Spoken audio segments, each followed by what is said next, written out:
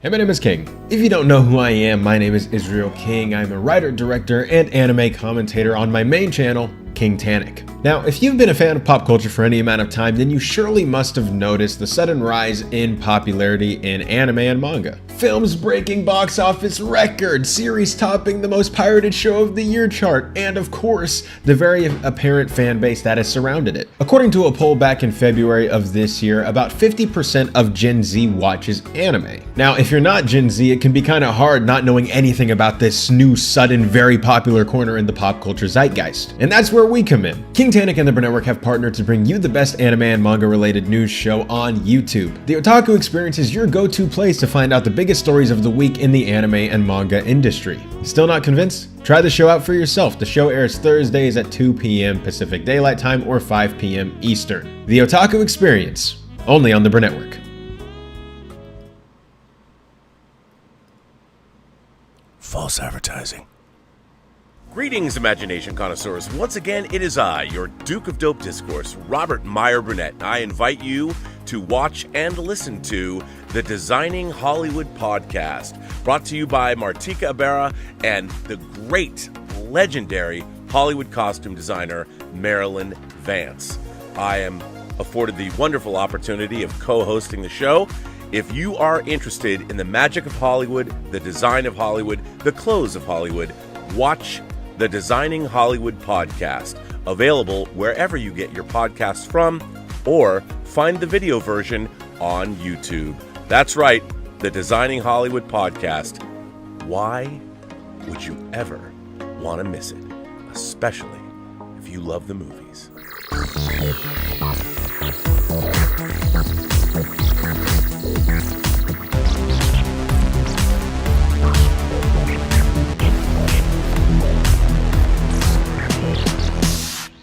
Well, greetings, imagination connoisseurs. Once again, it is I, your Duke of Dope Discourse, your master of fun and wonder, your viceroy of verisimilitude, and of course, your pharaoh of physical media, Robert Meyer Burnett. And this is Let's Get Physical Media. And I'm just going to get this out of the way right up top.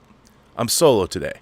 It's going to be a masturbatory exercise in Let's Get Physical Media. I do not have your favorite German. I do not have my favorite German. The world's favorite German, Mr. Dieter Bastian, all the way from Saarbrücken, Deutschland, is not going to rock you like a hurricane today because he ain't here. He had to work. He's on the night shift, which, by the way, brings me to the year 1982, when Ron Howard's sublime comedy Night Shift came out, with the stunning debut performance of Michael Keaton as Billy Blazejowski. If you haven't seen Night Shift, the question I ask you is why? Why haven't you seen Night Shift? And if you haven't seen Night Shift, you know how you can? You can get the Blu-ray from who? Warner Archive. That's right. Warner Archive has got you covered. You can get Night Shift from Warner Archive, and if you haven't seen it, George Feltenstein and the folks at Warner Archive have got you covered. Have got you covered. And that's why you watch this show. And you know what else? Night Shift came out in 1982. Do you know what that means?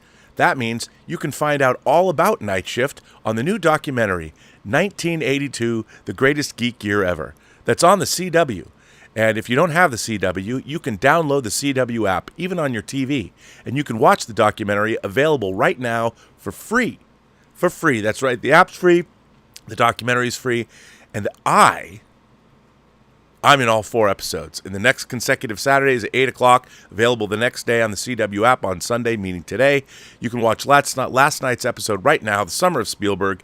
I mean, I'm on with Ron Howard, with Mick Garris, with Roger Corman, with my old mentor, Lisa Henson.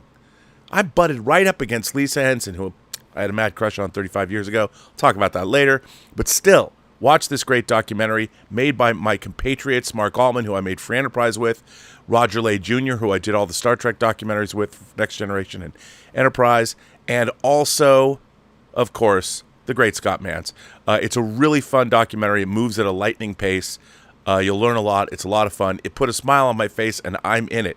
Hence, the masturbatory show you're getting today. Bill Hunt couldn't be here. He had family issues, and Dieter is working. So you've just got me. And if you're watching this channel and you subscribe already, you know, having a lot of me shouldn't necessarily surprise you, but that's what you're going to get. And it's actually a pretty great week. We got some letters. You're going to get no live chat today because I don't do that. That's a Dieter thing. It's not me. But I got some letters. I got some news. And since Dieter, you know what I'm going to do? I'm going to start this off because Dieter is not here. And because Dieter is not here, I figure that I'm going to show something just to spite him. See, when Dieter is not here, I can do things like this. Guess what's coming out in 4K? I bet you don't know, but you're going to find out. Look at this. Dio, dreams never die. Look at this. This gets announced this week, and Dieter Bastian is not here. So Dieter, Ronnie James Dio, yeah.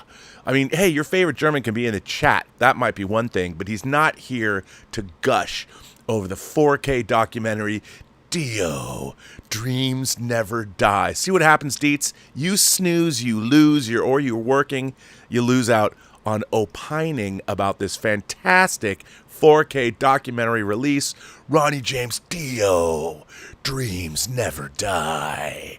Ha ha ha ha ha ha. You didn't quite make it, did you there, Dietz? Can't talk about Ronnie James Dio's new documentary, Dreams Never Die, because you're not here. Not my problem.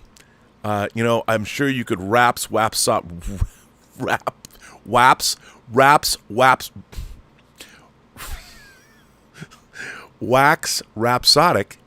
I mean, about the first time you saw Dio live. I'm sure you have a story. I don't know what it is, and I don't get to hear it because you're not here. You're leaving me to fly solo. All right, Dietz. Well, here's to you, buddy. Love you, man. Sorry you can't be here. You'll be here next week. Actually, do you know what I'm doing on Friday? I'm going to the Warner Brothers lot, and I'm going to have lunch with George Feltenstein, and I'm going to have him give me all the information about the amazing slate of films that Warner Archive is releasing.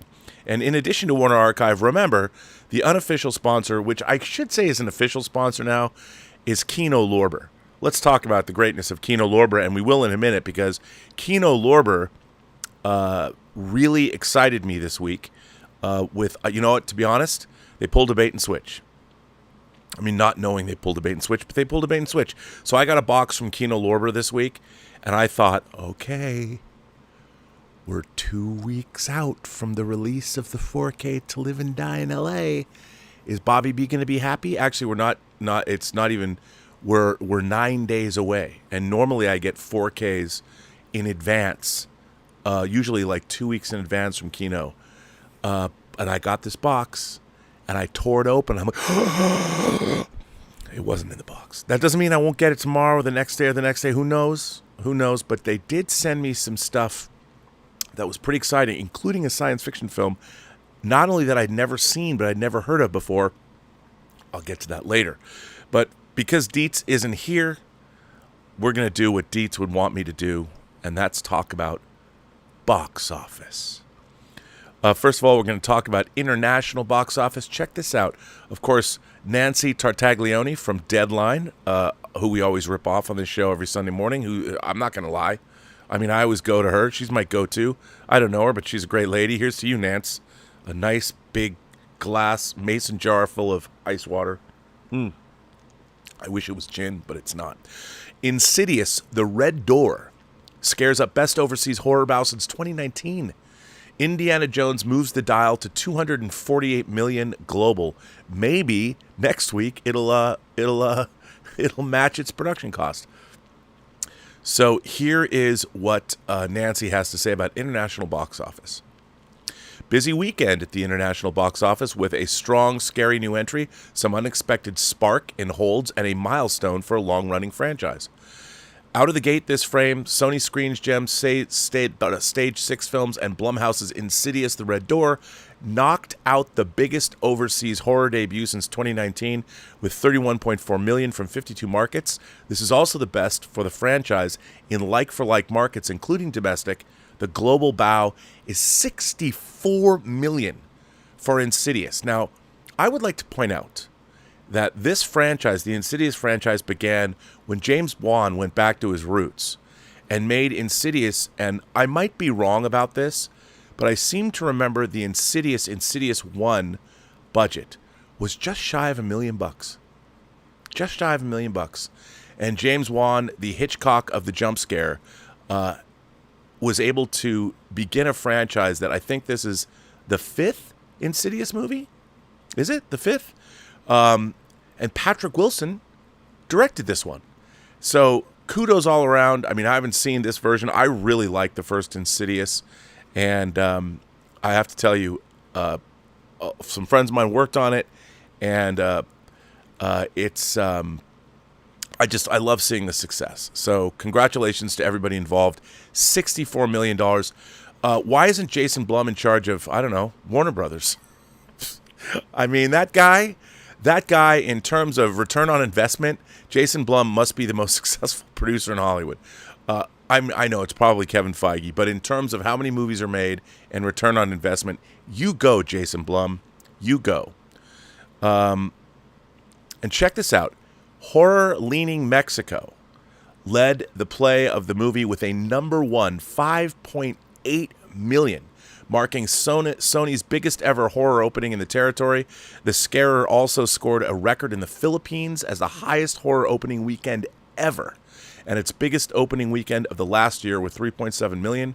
The UK was up next with $2.8 million, followed by France at $1.9 million, and India with $1.5 million, the latter being the widest ever release for a horror film and the best Sony opening for a horror title in the market. Why more people aren't making auteur-driven or at least auteur-produced horror at the low-budget range? This is the kind of business the studios should be doing. I don't get it.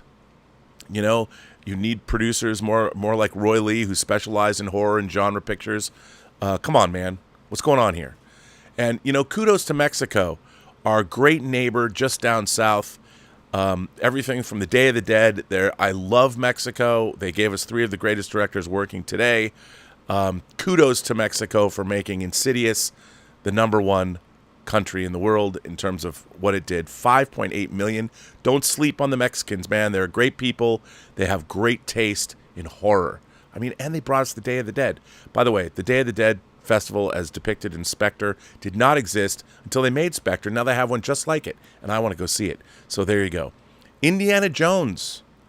Turning to holdovers, Disney Lucasfilm's Indiana Jones and the Dial of Destiny in its sophomore session has moved the needle to $248 million globally. Coming off a softer than hoped for opening last weekend, the movie dipped 49% overseas. That is a good hold for the movie. Whipping up an additional, see what they did there? $31.8 million from 52 markets this frame. The international box office total is now $126.7 million. Indy 5 held number ones in France, Germany, Italy, Spain, the UK, Australia, and Japan, which is great. But we've got Mission Impossible Dead Reckoning opening next week. The top 5 markets to date for Indy are the UK, France, Japan, Australia, and Germany. All good news for the movie. In brighter news for Disney and Pixar, Elemental is showing fiery improvement overseas. The current frame was good for $30 million from 48 markets, repping a 21% dip. Unbelievable hold. So good on them. So Spain and Japan have not had Elemental open yet. So the international cum is $142.7 million and a global tally of $252 million. First of all, you know, there's a lot of vitriol about these movies failing and how much money Disney is losing. We should not take any pleasure in this.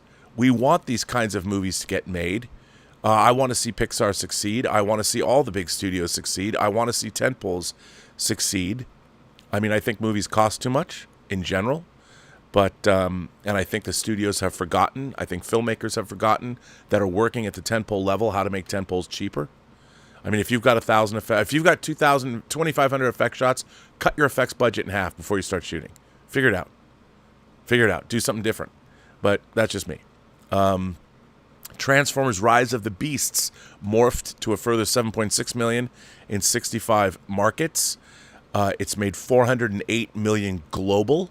You know, if they made that movie for $150 million, I mean, it's not a disaster. It might break even, which is good. In a new milestone, Universal's Fast X has crossed to $700 million at the global box office. And excluding China, the overseas performance of Fast X is above both Fast 9 and Hobbs and Shaw at the same point. And the top market is China for Fast X, so it's still making money. I don't know. I mean, on a $350 million spend, I have no idea how that doesn't lose money. Maybe I'm not as smart as other people, but it seems like it's going to lose money to me. By the way, I want to just throw in an aside that has nothing to do with physical media. Harry Styles, whether you like him or not, was hit in the eye with an object thrown when he was in concert. He was performing Saturday night in Vienna, Austria. What the fuck, people? Why is it that people now who are on social media think that they're more important than the actual acts that they're going to see? This is our navel-gazing narcissistic culture in full bloom. Why are people throwing things at performers? Somebody gets hit in the eye. What happens when someone loses an eye? Honestly, you know what? Youth of America and youth of the world, because this happened in Vienna, Austria, stop it. Just stop. Why be a douchebag? What, so you can get some, likes on social media? You know what's going to happen? One day someone's going to get really hurt, and I don't mean the person that is hit by whatever's thrown. I mean the person doing the throwing. Someone, they're going to get stomped. They're going to get curbed. Stop it. Stop doing that, because you're less important than the concert that you've gone to see, and one day you are going to suffer. And you don't want to do that, and I don't want that to happen to you. So there you go. Now let's talk about domestic. Anthony D'Alessandro with the domestic box office. Insidious, The Red Door, slams the door on Indiana Jones with a $32 million opening. Yeah, it's true. So here's the domestic totals. Let's get the list here and see. So here we go. These are domestic. Insidious, The Red Door made $32.6 million over the weekend. Great opening. Dial of Destiny. Oh boy. They're saying that Dial of Destiny might end its stateside run at only $165 million, which would be lower than 1984's Temple of Doom and Last Crusade. So Indiana Jones only made $26.5 million, down 56%, which isn't a terrible second weekend, but it was a terrible first weekend, so it's by definition a terrible second weekend too. It's only made $121 million in the United States, which is a bummer. Sound of Freedom, the movie that stars Jim Caviezel, that is, I think, being mislabeled a QAnon conspiracy thriller, has made a totally now $38.9 million. It's a child trafficking movie. Elemental has made a total of $109 million domestically. Spider-Man Across the Spider-Verse, a whopping $357.6 million just domestically. Big disappointment for me. Joyride only made $5.85 million. Don't know why. The movie's hella funny, but it only got a B- cinema score. I don't get it. I'm reading a lot of weird reactions. I mean, I guess I grew up idolizing hot Asian girls, so it was a movie made for me as an old man. I don't know why everybody else didn't go. It's really, really funny. And it has a female voice that I particularly appreciated because it's raunchy as fuck. So go see it. No Hard Feelings, $40.4 million. Again, Deets, I can talk J-Law. J-Law makes a comedy and makes $40.4 million. Good for J-Law. Transformers Rise the Beast has a total domestic haul of $146.7 million. And The Little Mermaid still hanging in there, $289 million domestic. And Ruby Gillman, Teenage Kraken. Apparently Teenage Krakens do nothing when they're unleashed because it's only made $11.6 million. So there you go. There is the box office. Hey, sorry, Deets. Sorry you weren't here. We talked about J-Law. And, lest we forget, we talked about Dio. Dreams never die. Why? Because Deets they do die, because I don't have Deets with me. So dreams do die, which is sad. So now I'm going to talk about this show this afternoon, today. There's a couple of things I want to talk about. First of all, really interesting. So Warner Archive released this, and it's funny because I get stuff from Warner Archive. Thank you, George Feltenstein. So I got this. Now, I saw this movie when I was a kid. The Land of the Pharaohs. Now, this just came out, and Warner Archive, Their release schedule in 2023, they've been crushing it, putting out some really interesting titles, and they look fantastic. I mean, as the releases of the Warner Brothers 100 anniversary have left me disappointed, I don't understand. Where is the legacy? Why aren't they releasing stuff every week? I don't know. You know who is releasing stuff pretty much every week? Warner Archive. They're doing more to celebrate the legacy of Warner Brothers than Warner Brothers or Warner Home Entertainment proper. Very disappointing, Warner Brothers. Take a cue from George Feltenstein and the folks over there at Warner Archive, because they are crushing it. So anyway, what's interesting about this, I hadn't seen this in a long time. There was an article. A lot of people find Jeffrey Wells a polarizing figure. I've been reading the man for over 25 years. He actually wrote an article about In the Land of the Pharaohs, and I would like to read it, because this is Howard Hawks, people. Howard Hawks, John Carpenter's favorite director. Howard Hawks. Warner Arc, this is what Jeff Wells writes. Pharaohs wasn't only film saved by Tompkin. A Warner Archive Blu-ray of Howard Hawks' In the Land of the Pharaohs pops on July 18th. They sent it to me early. It features grainy Warner color and a 2:5:1 aspect ratio. In a September 1978 issue of Film Comment, Martin Scorsese stated that Pharaohs was one of his guilty pleasures. It's certainly big and colorful. It was partly shot in Egypt and boasts a lot of great-looking sets and costumes. Hawks used something close to 10,000 extras. But the one thing that's truly great about Pharaohs is Dmitri Tompkin's score. The musical accompaniments by the Russian-born Tompkin often had a soaring, grandiose, even bombastic quality. But his scores were so rousing, they almost served as characters in and of themselves. So look, I would say that for even Jeff Wells to write about this, that's pretty cool. So let's hear it for Warner Archive. Once again, killing it this year. In the Land of the Pharaohs, the Howard Hawks film. Just get it because it's Howard Hawks. And I'm sure the bitrate, I haven't even cracked it open because I just got it yesterday. And I have to tell you, if you put up what Warner Archive has been doing in terms of their covers, the barbarous love that left Egypt's Great Pyramid as its wondrous landmark.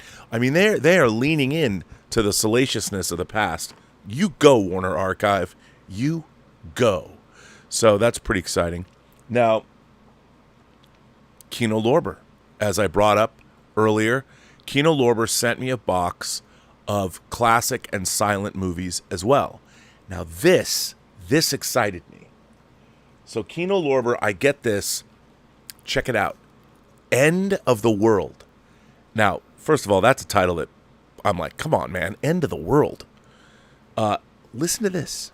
End of the World, La Fin du Monde. From 1931. I have never heard of this movie, right?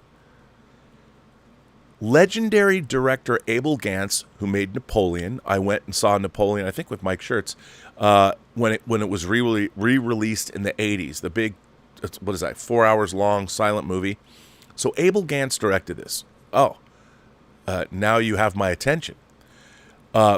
It's the first. It's Abel Gance's first sound film, and France's first all-talking feature film from 1931. Now that's cool. End of the World. I'm like, all right, I'm in. Look at that cool cover, Now listen to this. End of the World. It's a multi-million-dollar super production depicting an approaching apocalypse, presented in a 2K restoration from Gaumont. Following the discovery of a comet heading straight for Earth, a scientist, helped by his brother, manages to unify all the nations of the world and have a universal republic proclaimed. Are you kidding me? I got this and I'm like, holy shit. This is a science fiction movie I've never heard of and never seen. And Kino Lorber just sent it to me. Fantastic. It has bonus features. Check this out. On the Trail of a Dream, interviews about the film with Laurent Varay, Serge Bromberg, Christophe Gauthier, and Leon Rousseau. And there's a trailer. And it's a restoration. First of all, and I watched this, And this movie is absolutely fascinating.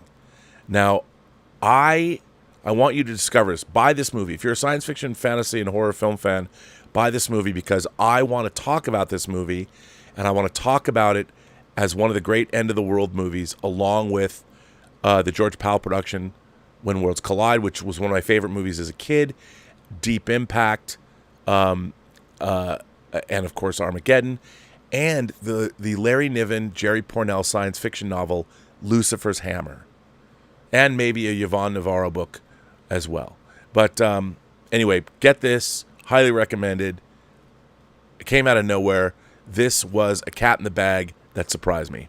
And thank you, Kino Lorber, for doing that for me. What else did they send me? Well, I'm glad you asked. So Kino Lorber also sent me, look at this, Glenn Ford, Gloria Graham, and Roderick Crawford in Human Desire. I mean, come on. These movies, man, there was a lot of fucking going on back in the day because these are all about infidelity and lust. And this is a Fritz Lang movie. Another Fritz, between Warner Archive and Kino Lorber, we're like getting Fritz Lang's entire American output. I'm telling you, an embarrassment of riches. Garfield's Bizarre Adventure, who's been a member for a month, says Robert is a nerd. Wait a minute. Wait, I've been on YouTube since 2015, and you're just figuring this out now? My nerd cred is deep, my friend. It goes deep, deep, deep. Roots are deep in the earth. But I mean, this is amazing. Shot by Burnett, the guy who shot Bonnie and Clyde. Yes, that Bonnie and Clyde shot this movie. Lang's spellbinding masterpiece evokes a powerful emotional landscape of greed, jealousy, and human desire. I mean, come on, look at this cover. I want to get this one sheet. I mean, come on, man. I'm telling you. Then Carl Dreyer, a movie, a silent film by Carl Dreyer, 1924 Germany. I love that Kino is putting out all these German silent films. Michael, never seen this. Have not seen it. They also sent me another film noir box 15, The Dark Side of Cinema. And this is great. This has 3 films in it. Man Afraid, Is Stalin Alive? And what is this? The Tattered Dress. So you go, Kino Lorber. I don't know when these are coming out, but... And then they sent me a new movie. Another movie I haven't seen. Deliver Us. And this is a dark psychological thriller. We meet a group of people in a local community who have been struck by a crime without punishment. Evil has taken root, and fear has led to powerlessness. All I know is I think this is a Swedish film, is it? Oh, it's Danish. This is a Danish movie. Bring it on, man. Haven't seen it. Total cat in the bag. Didn't pay for it. Kino Lorber sent it. God bless Kino Lorber. But I get great classic movies, a science fiction movie I've never seen before, and this. This is great. Kino, you guys rule. Now, I've talked about last week, actually on the 4th of July, I had shoot 'em up director Michael Davis, my good friend Michael Davis, come on this show, and he started talking about a screenwriter or screenwriting coach, that I'd never heard about before. Didn't know him. John Truby is his name, and I got 2 of his books that Michael brought up. If you want to be a writer or you want to be a screenwriter, I'm halfway through. I'm tearing through his book on genre, but John Truby, The Anatomy of a Story, his book on genre, The Anatomy of Genre, is one of the best books I've ever read about writing and storytelling. I cannot recommend these books highly enough. I only read a little bit about this, John Truby. I'm going to become a John Truby acolyte. If I ever become a college professor in my old age and teach school, I'm gonna become a Truby acolyte because this guy knows what's up. If you want to know about story, check it out. Now, before I get to what I bought this week, I am going to read some letters. I got some good letters. Some good letters came in this week, so thank you for those. Brian Knight, what a surprise. Brian Knight wrote us a letter. My physical media homework. Robin Dieter, I have a reminder each Friday to review the new movies listed on Blu-ray.com. I consider this as homework in preparation for your Sunday podcast. The movies you select from this list and your opinions on these movies can tip my decision on which of these movies I will purchase.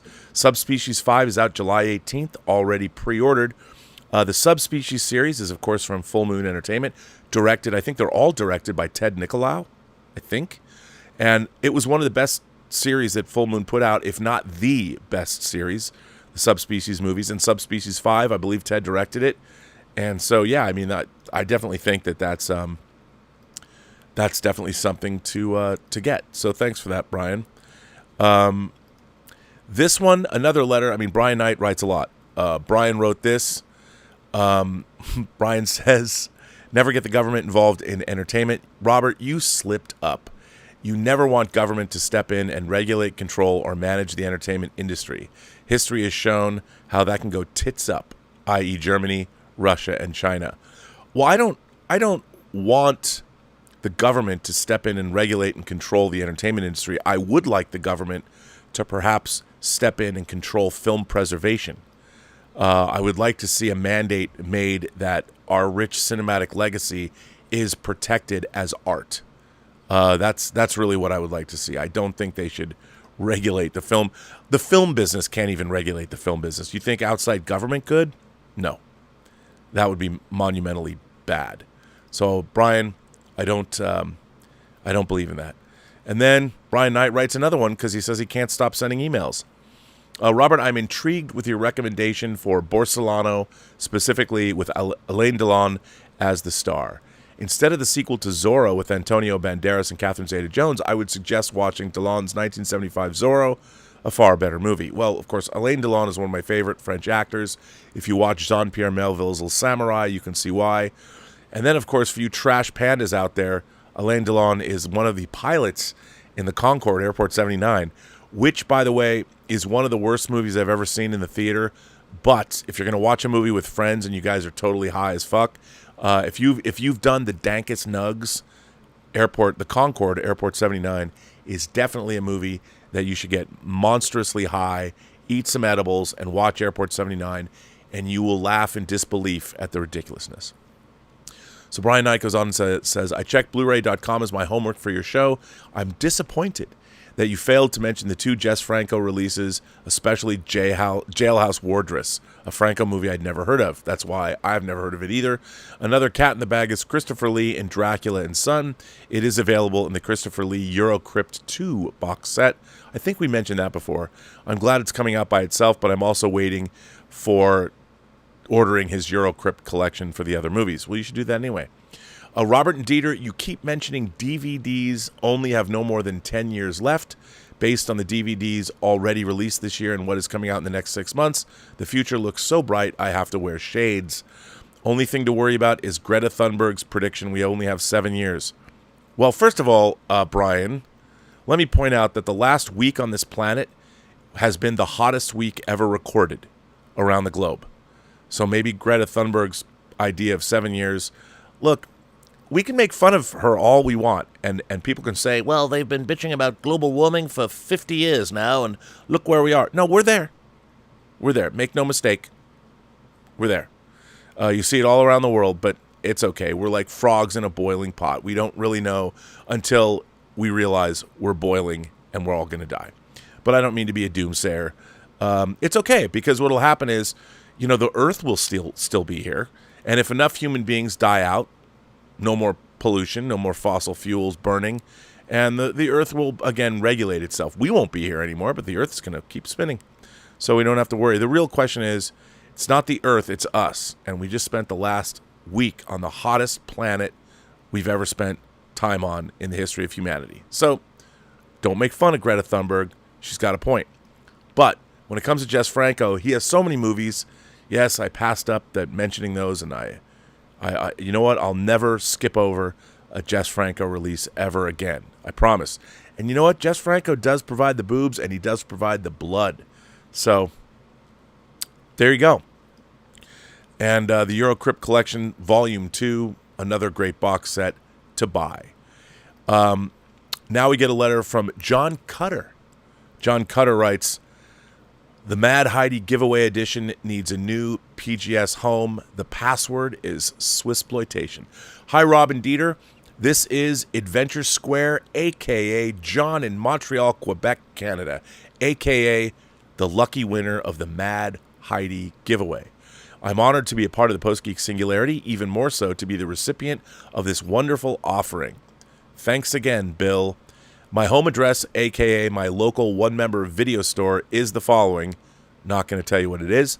I've attached an image of one of my neatly organized movie shelving areas so it can be clear Mad Heidi's home will be a warm and equally visceral one. Send me a holler if ever either of you are in town. Would love to catch a repertory film somewhere. There's still a few places in town for it. Thanks for everything you both do. Well, I have been to Montreal, and let me just say that I love Montreal because I've been there for Fantasia.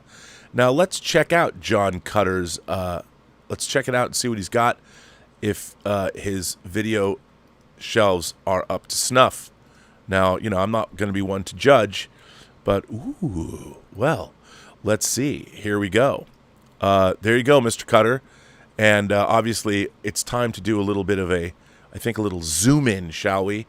And let's see what we can see on his shelves and make sure that okay. Oh, all right. Let's look at his shelves and see what he's got. The Train. Oh, look at that. Vigilante. This is good. This is respectable. The True Romance, Dead Zone, Lupin the Third. Eyes of Fire. Oh, nice. I would say that there's a lot of good titles here. Let's scroll up a little bit and see what else we can see. Oh, look at this special edition of Burt Lancaster in The Swimmer. More Lupin the Third. Well, at least you're representing Doctor Who. God of Gamblers. Chow Yun-Fat and John Woo. You got The Prisoner. That's a tough one to get. Very impressed that you have The Prisoner. Nicely done. You got some great Asian horror. Yes, Madam. Dieter will like that. And let's go down here. Look, you got the Arrow Ronin. Wait, hang on. The Arrow Ronin. Look at that. There's some good stuff there. I'm impressed. Do you have two Prisoner box sets, or there's two Prisoner box sets that it wasn't one thing, it was two? That's interesting. Very respectable. Hey, look at that Day of the Dead. Scream Factory Day of the Dead up there. Good for you, man. That's is that 10 to midnight? Little Charles Bronson action, I see. I Spy. Definitely a respectable collection there, Mr. Cutter. And you now have Mad Heidi, so I'm sure Dieter will be happy that that is up there. So that's pretty cool. Now here's, I've been talking about another letter from Brian Knight. Go figure. I've been talking about how the Killers of the Flower Moon is one of the stories that deals with the beginnings of the FBI. And Brian Knight writes in, check out Jimmy Stewart's The FBI Story for the Killers of the Flower Moon story. Robert, check your DVD library for your copy of Jimmy Stewart's 1959 movie, The FBI Story. I do not have that, but, I can check. I know I don't, but interesting. One of the first cases in the movie depicts is the Killers of the Flower Moon story. You are correct. This is one of the first cases which introduced the FBI as more than just another bureaucratic agency in Washington. Their battles during Prohibition with the major gangsters cemented their legacy. Unfortunately, lately, the FBI legacy has been lost. Oh, come on now. They still do good work. But yes, it's very interesting. Hey, why not? And Brian Knight, what have you been doing? Have you been drinking? Brian Knight sends another letter in, longer letter, but it's still short. My favorite year, quote, sums up your Indiana Jones rant. Robert, here is the quote from My Favorite Year. Nice movie, the inspiration for Free Enterprise, which sums up your Indiana Jones rant. Alan Swan. Those are movies, damn you. Look at me. I'm flesh and blood, life-size, no larger. I'm not that silly goddamned hero. I never was. That's Free Enterprise wrapped up in a nutshell. Benji Stone. Well, to me you were. Whoever you were in those movies, those silly goddamn heroes meant a lot to me. What does it matter if it was an illusion? It worked. So don't tell me this is you, life size. I can't use you, life size. I need Alan Swans as big as I can get them. And let me tell you something. You couldn't have convinced me the way you did unless somewhere you had that courage. Nobody's that good an actor. You are that silly goddamned hero. And as for your double feature, instead of Devil's Advocate, My Cousin Vinny is a better legal movie. Just not from the same studio as The Firm. Well, The Firm was Paramount, and The Devil's Advocate's Warner Brothers. But hold on a second, Brian. Don't tell me how I compare my double features. I'm not going to put My Cousin Vinny with The Verdict. I'm not taking an incredibly dramatic movie and pairing it with My Cousin Vinny. The reason that I was pairing The Verdict with Devil's Advocate is they are very similar films in terms of their approach to the legal system. Come on now. My Cousin Vinny is a good movie. Yes, some would say it's a great movie. It's a very funny movie. And, of course, it has Marissa Tomei's very controversial Academy Award-winning performance in it. But still, don't tell me that. My double features are sacrosanct. They're gold. Gold, my friend. I want to thank you for all the letters. I appreciate you writing in. So, thanks. That was good. So those are the letters this week. And kudos, though, for bringing up my favorite year. Good for you. Now, let's look into what did Bobby B buy this week. First of all, oh my God, Daniel. Oh, this wasn't for this show. It was last night. Daniel sends in a $50 tip. That was very nice of you, Daniel. Hey, Rob, I sent you an extra take letter on Sounds of Freedom, but it didn't give me an option to pay the $50 I owe. How do you owe $50? Oh, just sending the love, though, here.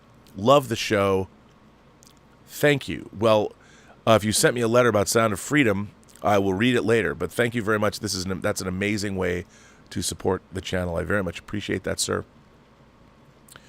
Now let's see what's going on. My Kid Banana is a new member of the channel. My Kid Banana. Remember, every other Saturday we have member calls. We had a great one yesterday.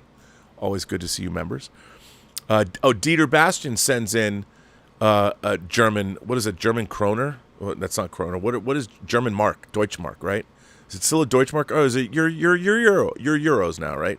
So Dieter Bastian says title is already pre-ordered. Hey, buddy. It doesn't. I don't care if you already pre-ordered the Dio documentary. That doesn't count. And since you brought it up, I just want to say here's the cover for the Dio documentary that you pre-ordered, and you're not here to talk about it. You're not here. So I don't care if you pre-ordered it or not. You don't get to opine on this title. You could if you were here, but you're not. So you don't get to. And I'll take your super chat, but you don't get to opine. Our friend Alexander Wilson said, Alexander Wilson says, I said this weeks ago that Elemental will leg out and make more money than Flash. It's true, you did. Looks like that came to fruition this weekend. It looks like it'll make $400 million worldwide. Go watch it. It's good. Well, I saw the first 25 minutes in 3D at CinemaCon, and I quite liked it. I thought it was good. I need to go see the rest of it. And, I'll buy it. I buy all the Pixar movies anyway. So I like what I saw. I think that the problem with Elemental is I really think the anthropomorphization of the elements was a little much for some people. I think a lot, especially kids, couldn't wrap their heads around it. Maybe they could. That's just a theory. Garfield's Bizarre Adventures. I already read this, but I'm going to say it again. Robert is a nerd. Whatever gave you that idea? So cheers to you. Ryan says, did you watch Carnival Row? I watched the first season. I have not watched the second season. I'll tell you something about Carnival Row. Carnival Row was a script, a feature film script written by Travis Beacham, who wrote Pacific Rim. And Guillermo del Toro was circling around for the longest time. And the original script was called A Killing on Carnival Row. And it was generally considered to be one of the greatest unmade scripts in Hollywood. So I'm glad. I really liked the first season. I just haven't got around to watching the second season yet. And Elizabeth and I,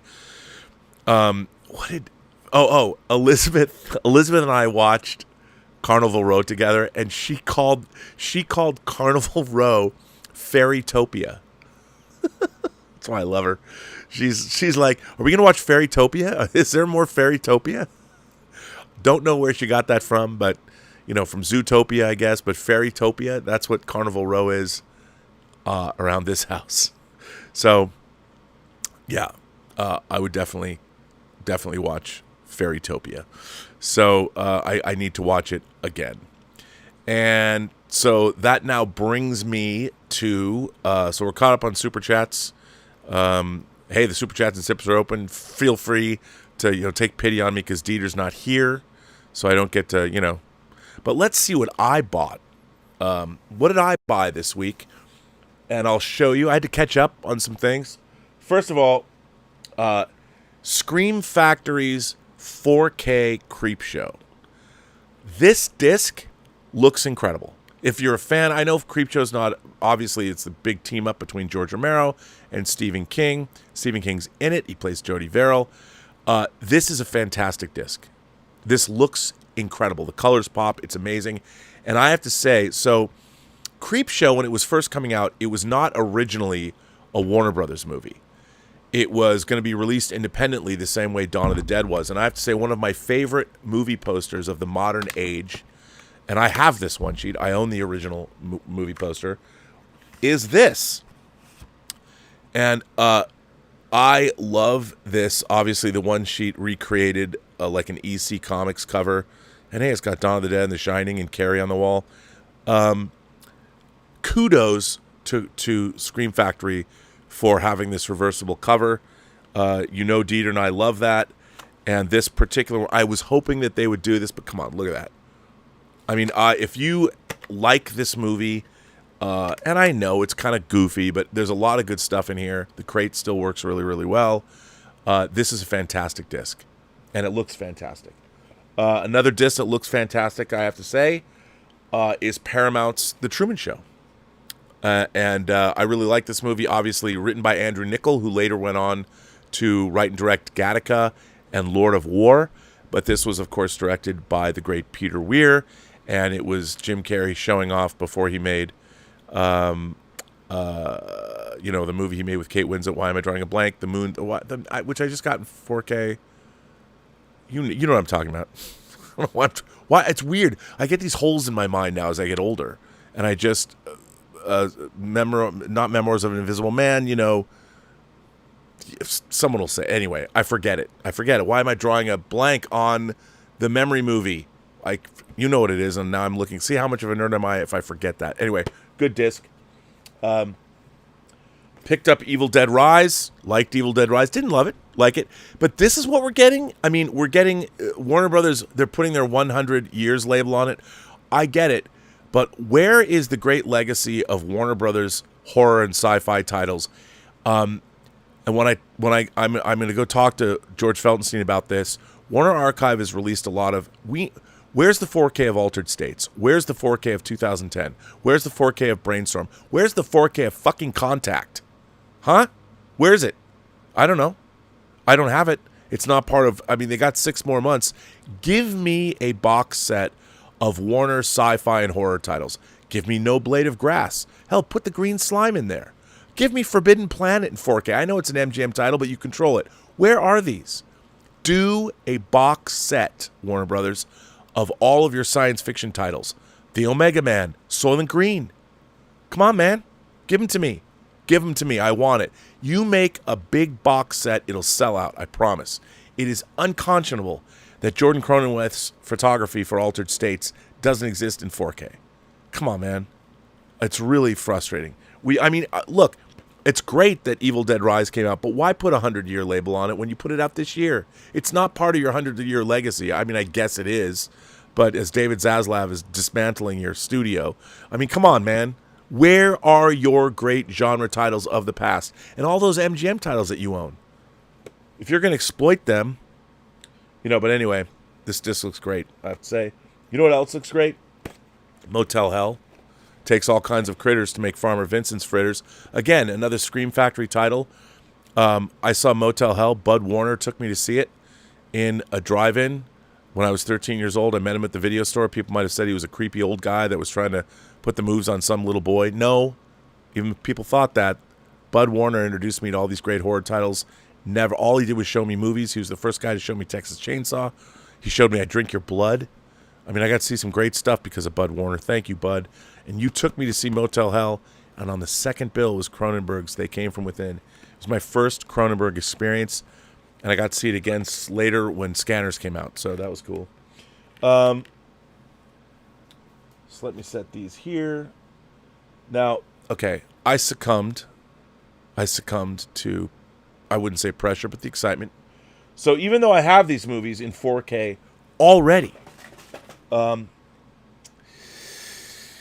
had to bust on the new Mission Impossible Steelbooks.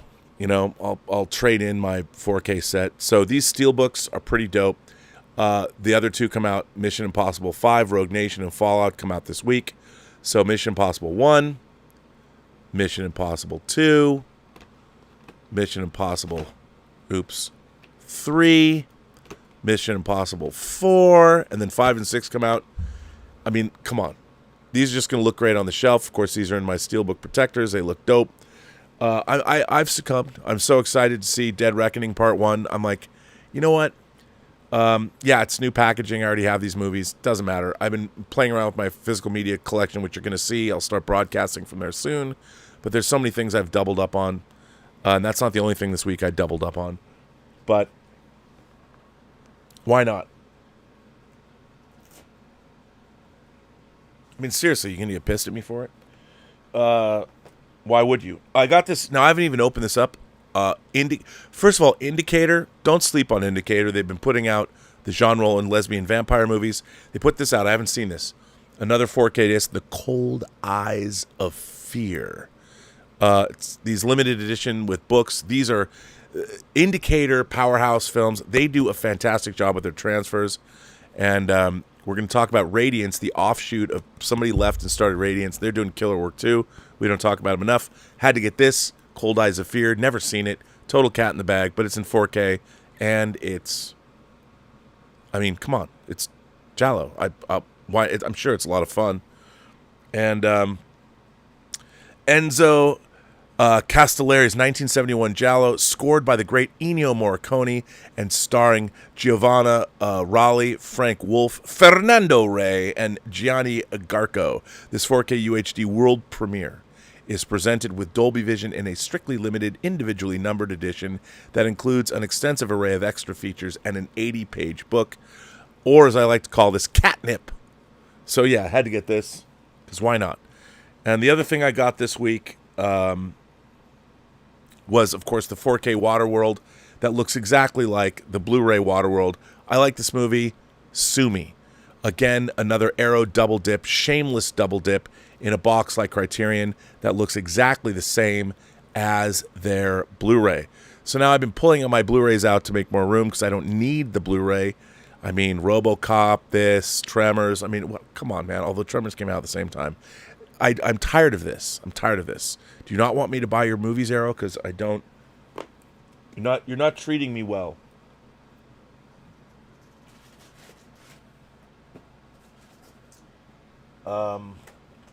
Some of my discs fell down. So that's what I bought this week. That's what I bought. Let's get to the news. First of all, some people are shooting in. Paul from Long Beach sent in a tip. I really feel for you, Rob. Here we are, more than a year later, and you're still not Wang Chunging tonight. When, mighty Lord, when will you be finally able to live and die in Redlands?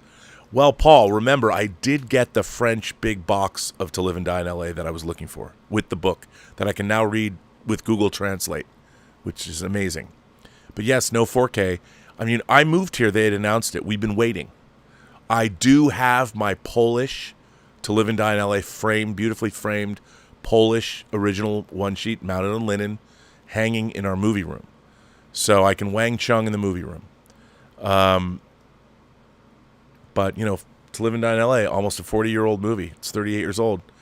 Maybe this week. Maybe next week. Maybe next week. By the way, there will be no Let's Get Physical Media on the 23rd of Sunday, the 23rd. We might have it on the 22nd because of Comic-Con. But, yeah, man, I'm telling you. It's a bummer. It's a bummer. We'll see. But anyway, so thank you for that, Paul. But why you got to rub it in? Why you got to make me realize I don't have To Live and Die in L.A. in 4K? I don't know. Which is a bummer.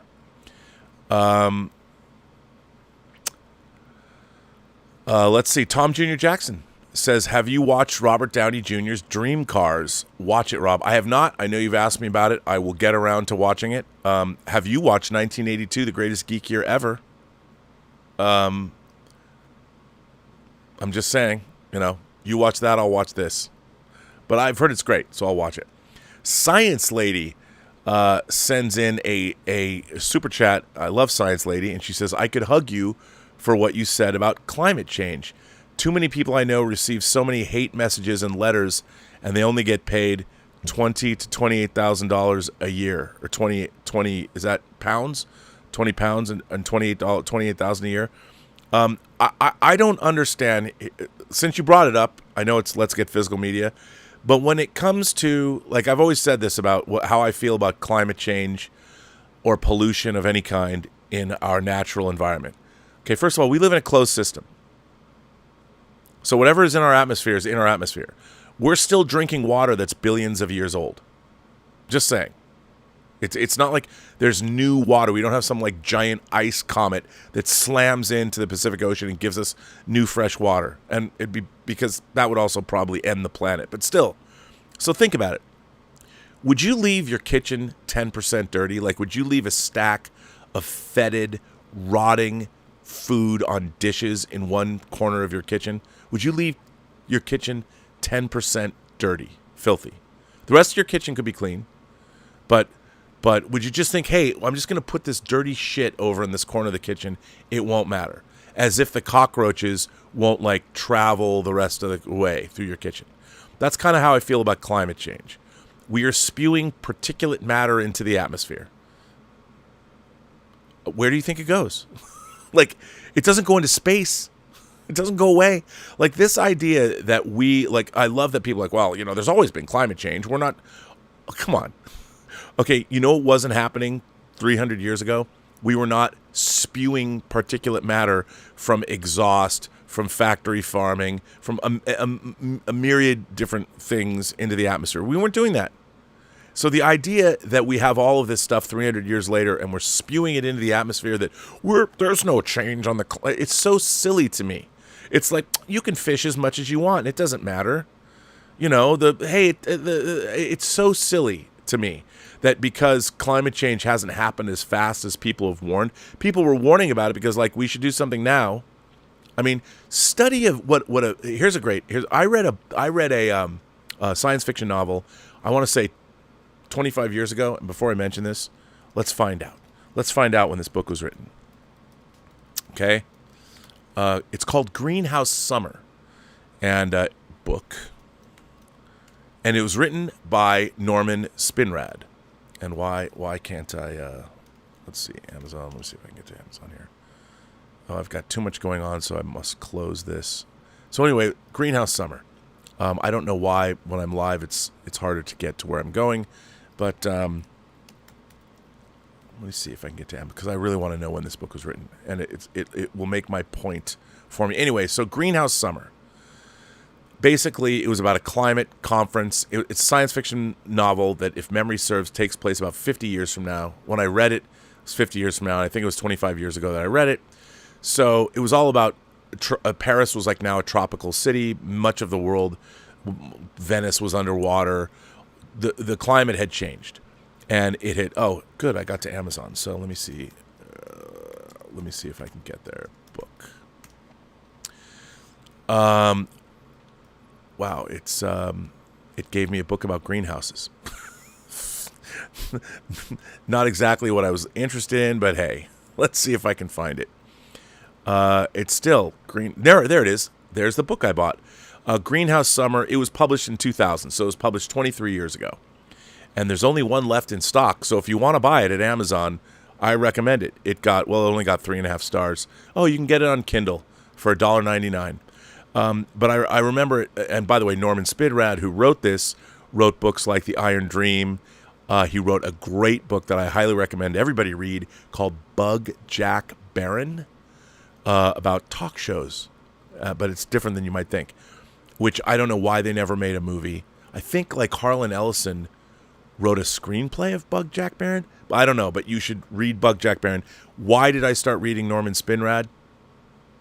Come on, you must know. Somebody out there is like, I know why. Because you wrote The Doomsday Machine for the second season of Star Trek. That's right, that's a Norman Spinrad script, but that's what led me to his books. And he's a pretty great writer. He lives in Paris now. He's an expat living in Paris. And he's one of those curmudgeonly guys that can't get published now. And he wrote a book, something recently about a gun that I haven't read, but about Islam, and a controversial book that I never read. But anyway, Norman Spinrad, Greenhouse Summer, talked about this. Talked about, and when you start reading about the Venus condition, scared the shit out of me. So there you go, science lady. The fact that the world does not, and the thing is, it's like, well, you can't get the third world to stop polluting. They've got coal-fired plants, and I mean, oh great, more coal. Which is what I just read. Indonesia is like putting online like 50 coal plants. Oh, good. Great.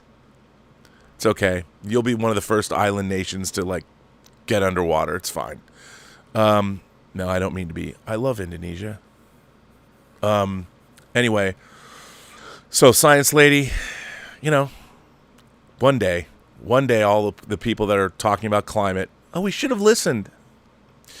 Daniel Stenstem says the best scene in the worst episode of all Star Trek shows. Oh my God, dude, that's so. The best scene in the worst episode. You know what? I would need to think about that. You can't put me on because of my Star Trek addled brain. There's too many. Best scene in worst episodes. So you're asking me about best scenes in worst episodes of all Star Trek. I mean, I'd have to think about that. I have to come back to you. You have to give me I have to come back. I can't. That's hard. That's hard to that's hard. It's hard to come up with that. I mean, I'm thinking about the original series, but even like an episode like Spock's Brain, there's some really good music in that episode, and there's interesting scenes, but I don't know if they're great scenes, best scenes. But I'd have to think about that further. Kellraiser said, didn't catch all of what you said about End of the World. End of the World. Is that the 1977 one with Christopher Lee? No, but the world blows up at the end of that movie. No. End of the World, what I was talking about End of the World is, and I'll show it again for those of you who came in late, this is 1931. This is the very first talking film made in France, directed by Abel Gance of Napoleon fame, and it is about a comet that's going to hit the Earth, and this scientist who wants to stop it or start something. It's pretty interesting. Like I said, I'd never heard of this film before, and you should check it out, or at least go buy it from Kino Lorber. It's not an expensive disc. Buy it from them to support more releases like that. Science Lady gifted a Burnettwork membership to someone. So I hope you got a Burnettwork membership. Come to our live chats. They're fun. Our friend Marcus Bisma said, I got Dressed to Kill 4K, which is a great 4K. What is your favorite De Palma? That's interesting. You know what? I have to say that I used to love Obsession until I realized that it was a total ripoff of Vertigo. I loved Obsession. De Palma, I mean, Phantom of the Paradise is a favorite. Carrie, I love Carrie. But, I mean, Dressed to Kill is good, but I probably would have to say Blowout. I think Blowout is probably his best movie. I mean, and then, when he went mainstream, Untouchables and Mission Impossible are good. Casualties of War is a pretty hard-hitting movie. I really like Femme Fatale. So sue me. Femme Fatale is pretty good in terms of late De Palma. I like Snake Eyes. Is Snake Eyes great? Probably not. But I like it anyway. My favorite De Palma probably is Blowout. I mean, I have to say it's probably Blowout. But I love Phantom of the Paradise. I mean, De Palma's had a weird career.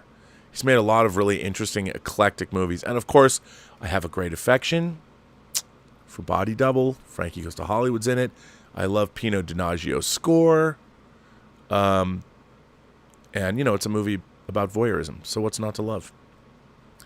Garfield's Bizarre Adventures wants me to do an entire stream with that detractor voice. It's funny. Listen, I just, if I had to do that for like an entire stream, it'd be really difficult for me because that's a hard voice to do. It's hard. It comes out of my lower throat.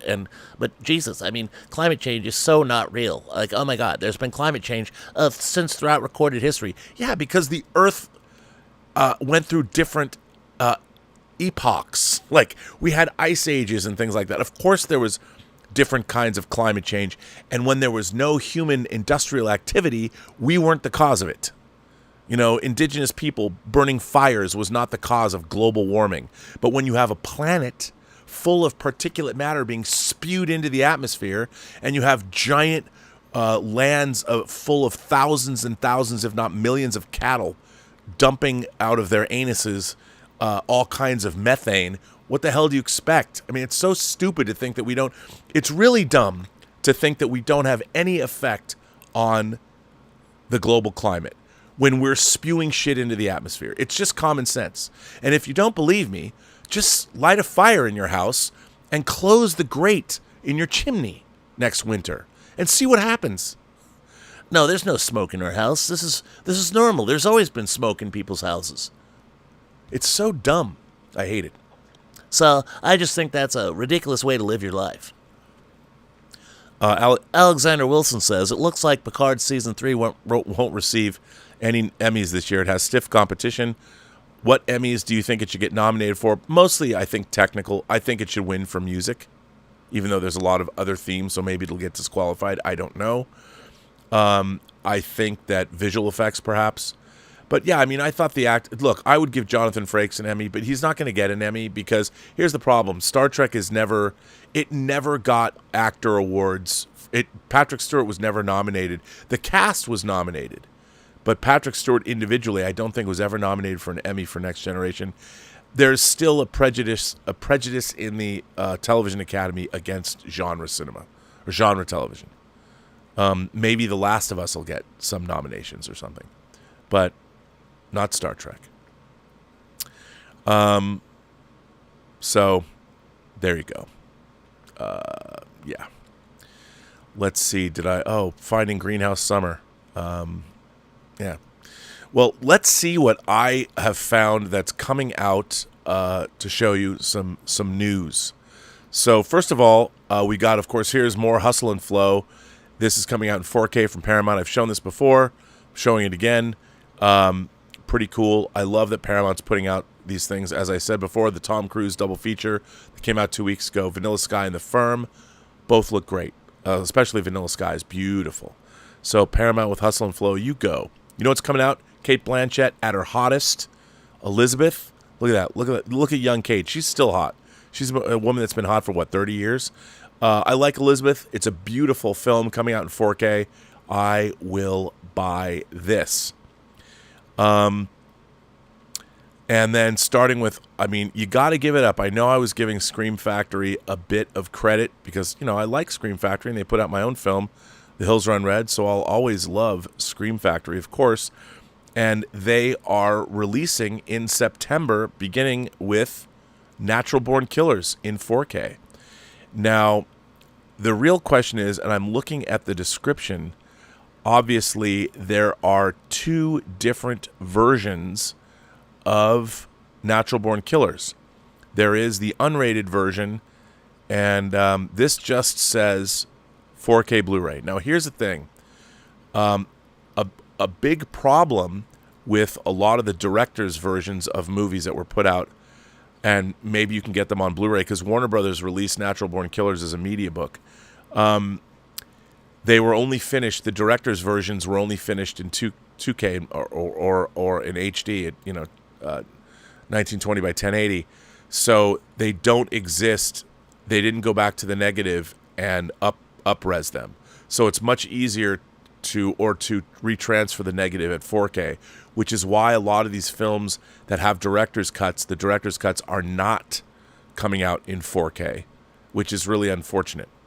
And Natural Born Killers, it looks like Scream Factory. That's one of them. So anyway, they're still putting out in 4K the original theatrical version. If you like the film, I think from a technical standpoint, it's really interesting. And this next one, so when I was in high school, my friend Adam Carl and I used to go, we'd pick what we thought were going to be the worst movies coming out that week, and we would go see them in the theater. And sometimes, as in the case of my beloved Tough Turf, where's the Tough Turf 4K? Will we ever get Tough Turf on 4K? How many years have to go by? It wouldn't surprise me if we never get Tough Turf on 4K. I have a giant French Tough Turf poster. One day I'm going to have a place to put it. But I love Tough Turf. Go figure. I take personal responsibility for getting it released when Anchor Bay put it out back in the aughts. But anyway, the other movie, Tough Turf, was my favorite of all the bad movies that turned out to be good. The other one, coming up at number 2 with the bullet, Night of the Comet. That's right, an e-ticket attraction. I'm not crazy. I just don't give a fuck. This movie is hilarious. It's a zombie movie. It's a science fiction movie. It's an end-of-the-world movie. Robert Beltran is in it, fresh off of Eating Raoul. So I love Night of the Comet. I have this movie. I have it already. Scream Factory released it on Blu-ray. Great package of extras. Mary Warnoff is in this movie. It's Juliette Lewis's dad is in this movie. It's a great movie. I think it's a lot of fun. And hey, it's in 4K. Not in 4K, in Blu-ray, Scream Factory is releasing Scott Valentine as My Demon Lover. I guess he has the right last name. He brought out the best in her, and she brought out the beast in him. My Demon Lover. This is a dumb movie. I never liked it in the 80s. You don't have to like it now. But it's coming out from Scream Factory. And they're also putting out, in a packed special edition, one of my favorite slasher movies of the 80s. A movie that delivered in spades, My Bloody Valentine. And by the way, both Night of the Comet and My Bloody Valentine have new 4K restorations, and they're Dolby Vision and HDR. I never would have thought I would have Night of the Comet in 4K Dolby Vision before I'd have Chinatown, but that's the world we live in. And what can I say? So, My Bloody Valentine, this is an incredible package that Scream Factory is putting out. So they're putting out a new 4K restoration of the uncut version of the movie, and My Bloody Valentine has great gore in it, and heart removals and all kinds of stuff. And they are putting it's a 3-disc set. And they've got a 35th anniversary cast reunion and audio commentary, stuff they've released before, but there's a lot of stuff. The theatrical version has a ton of special features on it that they're re-releasing. By the way, something I didn't think to include, Scream Factory is releasing the Irwin Allen Masters of Disaster collection, which, it doesn't have that much significant stuff in it, but I'll mention it. 1976's Flood, 1977's Fire, 1979's Hanging by a Thread. Then, of course, Disc 4, maybe you'd want to buy it for this, Beyond the Poseidon Adventure, if only because it shows what a sub-implosion looks like. Too soon? Hey, I didn't make the movie. What can I say? When Time Ran Out, not very good. The Night the Bridge Fell Down, that's a real title, and Cave In. I think these are mostly TV movies, but whatever. Hey, they're putting it out. Go Scream Factory. I support you. They're also putting out a movie called The Pack that I don't think is very good, but hey, it's Scream Factory, and here it is, if you want to get it. From the director of Enter the Dragon, by the way. Enter the Dragon director made The Pack, and they're not pets anymore.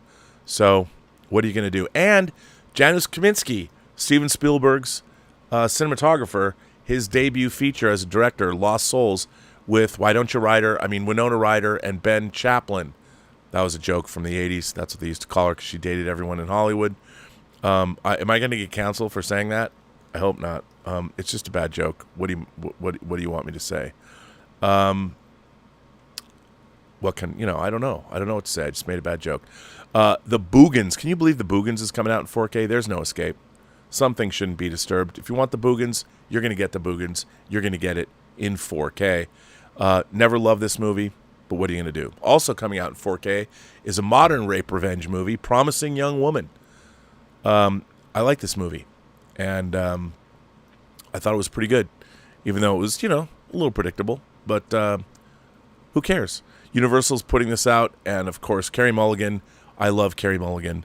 I think she's a great actress, and she was in a great movie called An Education, and if you want to see one of the most devastatingly sad films ever made that kills me, also a great science fiction film, Never Let Me Go. Get it, love it, Mark Romanek. Check that out. Awesome. Then we have a new movie that I haven't even seen yet with Nicolas Cage called Sympathy for the Devil. Is coming out. Looking forward to this. Joel Kinnaman from RoboCop fame, the remake, but also, of course, For All Mankind, one of my favorites, coming out in this movie. And so that's exciting that Nicolas Cage, it's a new Nicolas Cage movie. I really want to see this. I hope it's good. I think it hasn't come out in theaters yet, has it? Or did it have a quick release and did I miss it? Now, here's a company that we don't talk about enough, Radiance. Radiance, I believe, I want to say a woman, I don't really know, but a woman left Indicator, Powerhouse, and started another label. And Radiance, they've been putting out some really cool stuff. Their new releases in September are Visible Secret, and this is surprising, The Terrible Dr. Hitchcock. And that is pretty exciting. So Radiance has been doing some killer stuff, and Messiah of Evil they're putting out in a big box set, which I can't wait to see. So, hey, you guys go. I mean, this is pretty cool. So, and Dr. Hitchcock I saw a long time ago. I don't remember much of it, but I remember liking it. But I'll pick this up. And of course, Visible Secret, I know nothing, but I can't wait to see it. And their taste in films is pretty impeccable, so you can't go wrong with a Radiance disc. And the quality, again, like Powerhouse, the transfers are amazing. Kino Lorber putting out After Dark, My Sweet. James Foley's After Dark, My Sweet. I like this movie with Jason Patric and Rachel Ward and Bruce Dern, so check that out. Go Kino Lorber. So that's pretty cool. And I'm kind of very excited about that because I like that movie. Okay, again, a science fiction movie I have never, ever seen. As a matter of fact, I never have even heard of this movie. I believe it is an Eastern Bloc film. This movie is called Visitors from the Arcana Galaxy. And it's coming out from Deaf Crocodile. Has revealed that it's preparing a Blu-ray release of, and again, you're going to have to forgive my pronunciation of this, Dusan Vukotic. It sounds Serbian to me. Maybe it's Polish. I'm not sure. Forgive my American ignorance. Visitors from the Arcana Galaxy from 1981, starring a bunch of, it seems like it's Serbian names. And it's supposed to come out on the market later this year. And here's the plot. A science fiction writer is gifted with the ability to materialize his thoughts, and it inadvertently brings a group of aliens to Earth. I'm kind of on an Eastern Bloc sci-fi kick, especially after getting the that box set of the tetralogy from Peter Slotkin's. I think it's his. I've watched two of them. I watched Gollum and I watched When Worlds Collide, which I enjoyed both of them. Very interesting, really interesting booklet with that. So you go, Vinegar Syndrome. I have more to watch. Looking forward to that. So there you go. And of course, did I mention that Ronnie James Dio documentary, Dio, Dreams Never Die, is coming out? I know that Dieter Bastian would have a lot to say about this, but he can't because he's not here. So too bad, Dieter. You don't get to talk about it. And finally, Suspect Zero with Aaron Eckhart and Ben Kingsley. It's a serial killer movie. I like this movie. I only saw it once. I don't remember much about it, but I remember liking it. So that is coming out. And hey, there you go. I'm in. Count me in. I'll get this. I liked it. So there we are. So yeah. And that's, I'm not going to, you know what? I don't think I'm going to to do sales figures, only because I forgot to get them, and I'll spare you. But hey, we've been going for an hour and a half, even with Dieter not here. So anyway, there you go. Now, there's been a lot of people. Played Out says, in the CW doc, I noticed a reporter saying that Tron was made in an attempt to get kids out of arcades and back to theaters. Not so different from today. Okay, for those of you who don't know, and I'll give it a shameless plug again, as you know, 1982, the greatest geek year ever, aired the first episode, The Summer of Spielberg, last night, which I'm in, but you should tune in. It's pretty good. I hadn't seen the whole documentary. It's really great. And kudos to Roger Lay and Scott Mance and Mark Altman for making it happen, and all the people that crowdfunded it. Good for you. It isn't so different from today. You're right. Not so different from today. Garfield's Bizarre Adventure says, entire stream with detractor voice, it's funny. It'd just be hard. I could do it. I could do the whole stream that way, but it would be difficult. And I just don't know if I'd have enough to complain about in this voice. So that could be funny. But Ken Dixon says, I got to do the Star Trek experience back in the day. It was so cool. I believe you had a hand in it. Thoughts on the execution and the demise? Well, Ken, for those of you who don't know, there was, back in the mid to late 90s, the Star Trek experience was built at the Las Vegas Hilton. And I thought it was fantastic. I worked on it for a year and a half. My job, I was hired while I was a Star Trek consultant at Viacom to edit all of the videos that you saw as you went into the attraction and went through the museum and downstairs, like where Quarks was and stuff. So it was a giant immersive experience, and I loved it. So there was a Star Trek museum that had original props and then prop recreations, and then you had an immersive experience where you were literally beamed onto the Enterprise, onto the transporter platform. You walked out through a corridor and you went to the bridge, and it was an absolute recreation of the Enterprise D bridge. There was actually 2 Enterprise D bridges in the attraction, and my name was actually on Worf's, the tactical horseshoe, in the attraction. So it was fantastic. It was a great year and a half of my life to work on that. There were some great people. I loved working on it. It was so much fun. And it's too bad that they got rid of that. And I don't know why they did. I mean, maybe it just, like everything else, wasn't making money. And they had built these models. They built a 20-foot model of the Enterprise refit.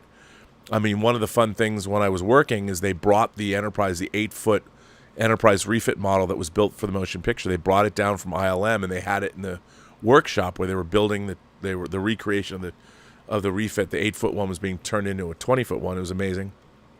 Loved it. Loved being there. It was so much fun.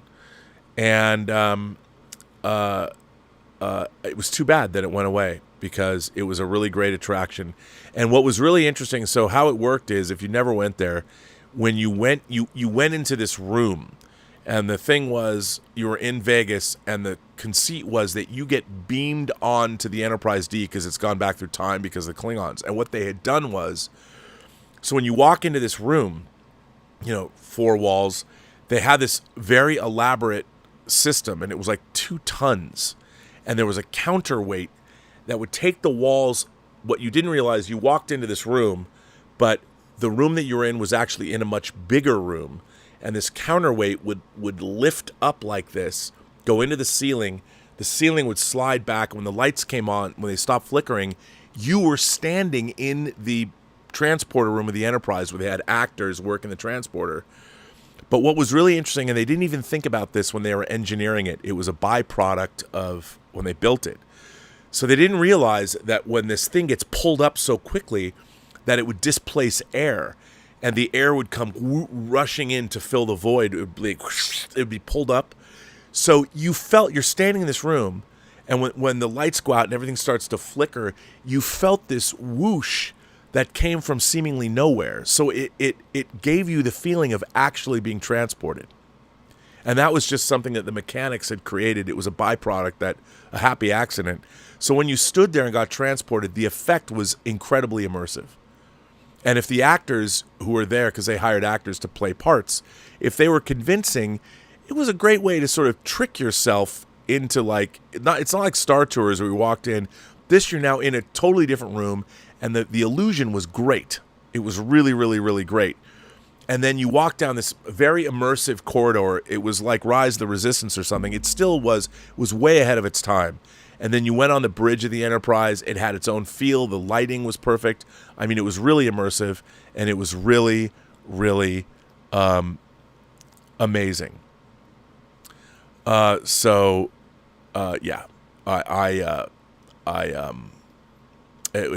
I miss it. It's too bad. It was a bummer.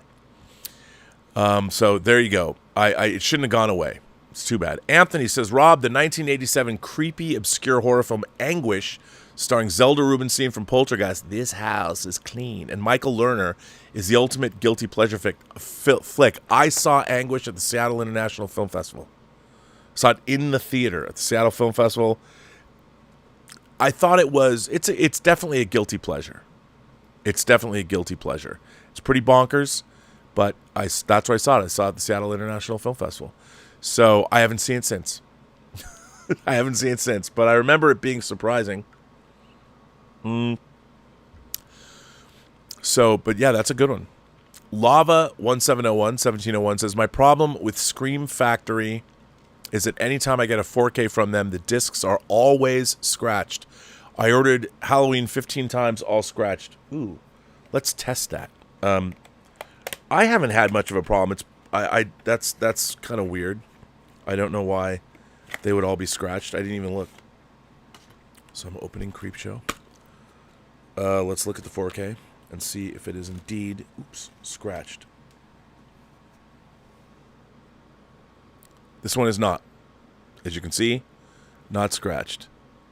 You know why? I mean, my only explanation for that is that they probably come loose in the packaging, and they're being scratched probably by this. I don't know. That is a bummer. Maybe they're trying to alleviate that problem. I haven't noticed that problem much. So, but I can understand. I mean, I don't recall my Halloween discs being scratched. But that, if it's a problem, that's bad. But I haven't noticed it. I haven't noticed it. But your mileage may vary. Ron C says, oh my God, Ron C sends in a $49 super chat. Wow, Ron C, that's very nice of you. Very generous. Hello, Rob. A 6 scale of Sade and Sheila E. Okay, are you telling me that they're making 6 scale figures of Sade and Sheila E? Because I need a fucking drummer for my band. I need a drummer. If I could get Sheila E and a drum kit. Okay, I don't know if you guys saw this, but they're making a 6 scale figure of the Doof Warrior from Fury Road, and the deluxe edition comes with a wall of speakers and a fire that's spewing out of his guitar. Now, I know, do I need another lead guitarist? Probably not. I need a bassist, and Kurt Cobain ships next week. Just saying. Not that he's a bassist, but I need a bassist, I need a keyboard player, and I need a drummer. I'm getting Ryan Gosling, the Zeb figure from La La Land. The deluxe version comes with a piano. I know he's not an actual real musician, but he plays a jazz musician in a movie, and he comes with a piano. He goes right up there. And the Doof Warrior, wall of speakers. I'm going to have to change my entire 6 scale band is gonna have to leave here because they're going to have to go into a Magic case. I don't know, it's maybe Eagle Transporters are going to go here or something. I know it's sad. I'm going to have to leave my 6 scale band because it's getting bigger. Cobain's coming. He has nowhere to fit up here. Doof Warrior with that wall of speakers. Come on. Who doesn't want that? I certainly do. Anyway. All right, so are you telling me, I understand that's a very generous super chat you're sending me, but you're not saying if I could get Sheila E. on a drum kit and Sade, a Soldier of Love, that album fucking rules. I mean, I'm a big Sade fan. But if you haven't heard Soldier of Love, A Long Road, The Long Road, A Long Road. That song is so great. That whole album is great. So anyway, Science Lady says I'd be a great professor. Well, I'd love to talk about story. Maybe somebody, I don't have a master's though. You have to have a master's degree to become a, of course I could lie. It's been so long since I've been in college. You know, lots of people lie about their credentials these days. No, I'm just kidding. I wouldn't lie. I'm not a professor. Look, I just said it. I just said I would lie about it. You got a record. So I don't know if I could be a professor. But I would love to teach a class on storytelling. The first thing I would do is spend a week comparing and contrasting Star Wars and The Force Awakens and show why one is a really good movie and one is a piece of shit. That's how I would open my class. And how polarizing would that be? Polarizing. Anyway, that I mean, even without Dieter, I've gone over 90 minutes. So I want to... Stubble McShave sends in a tip and says, you don't need to read this aloud. After the stream, you should check out your DMs on Twitter. Uh-oh. Okay, well, I read it aloud already because I just looked at it. If I check out my DMs on Twitter, let's see. Is there something on Twitter I can read, or are you going to make me laugh? Look, you already. I have to go to Twitter now. I mean, I have to see what's up. Actually, I probably have to get rid of. I can't get. My internet is totally slowed down because I'm broadcasting, and I have too many things open. By the way, you know what I forgot to mention? That Bloodsport, Jean-Claude Van Damme Bloodsport, is coming out in 4K. I can't forget that. But yeah, which is exciting. So. Anyway, Stubble, I won't read that aloud, but I should check my DMs. And I don't know what, hang on, you know what I'll do? I'll turn off, maybe if I turn off these things, I can go to Twitter now, because I don't know if you want me to read something that's on Twitter. And, yeah, it won't, I have to restart, I have to empty my cache on my, oh no, here we go.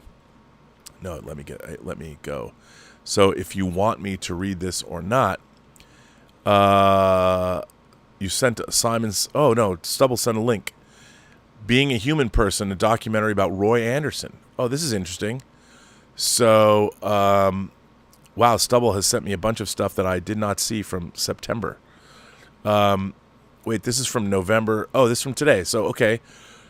Stubble says that I need to watch this documentary on Roy Anderson, the Swedish director that's the most extreme auteur. Being Human, a documentary about Roy Anderson. Well, let's see. It's on, I'll put this in, wow, okay, this is from the Swedish Film Institute. I'll put this in the chat for everybody.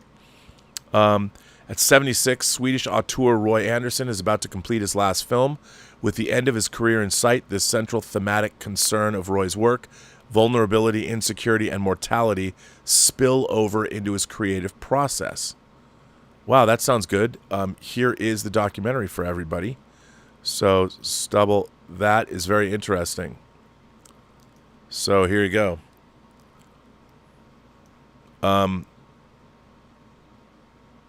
So, there you go. That's interesting, Stubble. Thanks for that. I appreciate that. And on that note, everybody, I think I'm going to bring an end to this episode, a solo episode of Let's Get Physical Media. You know, I hope you had an entertaining time here. Almost 300 people were here. 298 of you were here. I'm sorry I didn't go through the live chat. I won't edit this so Dieter can get this live chat and go through it next week. As I said, I'm having lunch with George Feltenstein this week. I want him to come on the show. Maybe he'll come on the show next week. But, you know, what they're doing with Warner Archive, check out some of their titles. Go buy their titles. They do a great job. And all of that. So Dieter will be back next week. And first of all, I want to thank everybody for supporting the channel via Super Chats and tips. And people have been very generous today. Thank you for that. Much appreciated. Tom Jr. Jackson, thank you for moderating. I don't know if Lord Toth is here. I want to thank Irene Jobson for not keeping the chat clean. Maybe the chat isn't clean, but keeping the show clean. Irene, I was reading about some of the things you were I couldn't even say what you were posting because it was too awesome. I'd get demonetized, but yeah. So there you go, everybody. Thank you for that. Very much appreciated. And you know, what can we say? That's it. this brings an end to this episode of Let's Get Physical Media. Write me, tell me what you thought. Was I a good solo host for this show? And, we'll get Bill Hunt to come on. We'll get other people to come on. I still need to get some other YouTubers that we are enjoying. The Twin Flicks, always a great look. I love their comparison videos between 4K and Blu-ray releases. They're crushing those, and it's great. So check them out. And other than that, I will do a observations later today. I'm going to enjoy the afternoon, I think. And Irene Jobson's just waving at me. She sends in a super chat. We love you, Irene. I only imagine you live in one fun household. That's all I can say. And it's great to have you here. And on that note, remember, every person you meet has a story to tell that you have yet to hear. And all you have to do is listen. And with that, I would say to all of you, have a better day. Enjoy the summer. Stay safe. Buy some physical media. Actually, you know what? To be honest, before I sign off, let's see what's coming out next week. Because I'm curious. I just realized I have no clue what's coming out next week. I didn't really look. And I'm supposed to be getting... Okay, next week. Let's see what's coming out. Ooh, After Hours 4K is coming out. Sisu 4K is coming out. Scream 6, the 4K Steelbook's coming out. Shin Ultraman is coming out. By the way, I've ordered a lot of these. Are You There, God? It's Me, Margaret is coming out. The Burning 4K is coming out. The Mission Impossible Fallout and Rogue Nation discs are coming out. Invaders from Mars is coming out 4K. That film noir set I had Human Desire. Ooh, you know what's coming out? James Glickenhaus's McBain is coming out. I love McBain. You know what? Believe it or not, I used to date a former Miss New Jersey named Trisha Lynn Bowman. I don't know what her married name is, but I took her to see McBain at the National Theater that's in the movie Zodiac. I think she was having second thoughts about dating me. This was in the early 90s. And talk about a beautiful redhead. But I took her to see McBain. I don't think that's the first movie we went and saw. But after it was over, she's like, "Why did you take me to see this movie?" And I'm like, "Come on, man. James Glickenhaus got like the entire South African army to be in this movie. McBain, starring Christopher Walken. That's coming out. Maybe I'm too excited about it." And then, of course, on July 18th, To Live and Die in LA. It's coming. It's coming.